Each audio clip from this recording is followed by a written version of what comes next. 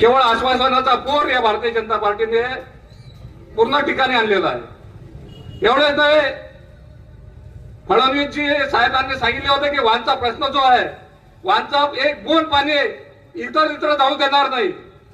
गोपालभाऊ कोल्हे त्याला पुरावा आहे। गोपालभाऊने खूप त्याबद्दल आंदोलनही केलं आहे की आपलं जे पाणी आहे ते इकडे इतरत्र जाऊ द्यायला गेला नाही पाहिजे, परंतु त्याचं असं झालं नाही। असो बंधूंनो, आता स्थानिक स्वराज्य संस्थेत वेळ भरपूर झालेला आहे आणि दादांना पुढील कार्यक्रमाला जायचं आहे। मी या ठिकाणी एवढी आपल्या सर्वांना विनंती करतो की आगामी स्थानिक स्वराज्य संस्थेच्या निवडणुकीत, नगरपालिकेच्या निवडणुकीमध्ये गेल्या नगरपालिकेच्या स्थापनेपासून प्रथमच अनुसूचित जातीकरिता हे आरक्षण नगराध्यक्ष पदाकरिता निघालेलं आहे आणि याच्यानंतर 40 वर्ष आरक्षण निघणार नाही। त्यामुळे आपल्याला निर्णय घ्यायचा आहे आणि तो निर्णय पक्का करायचा आहे।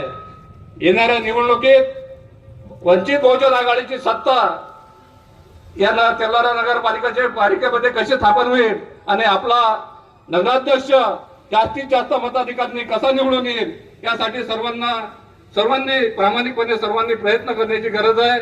मी आताकडून आपल्या सर्वांच्या वतीने दादांना आश्वासन देतो की निश्चितपणे या नगरपालिकेमध्ये वंचित बहुजन आघाडीची सत्ता स्थापन होणार। पुन्हा एकदा सर्वांनी हात वर करा, बोला वंचित बहुजन आघाडीचं, वंचित बहुजन आघाडीचं, बोला श्रद्धेय बाळासाहेबजी आंबेडकर, तो मागे बढ़ो। धन्यवाद।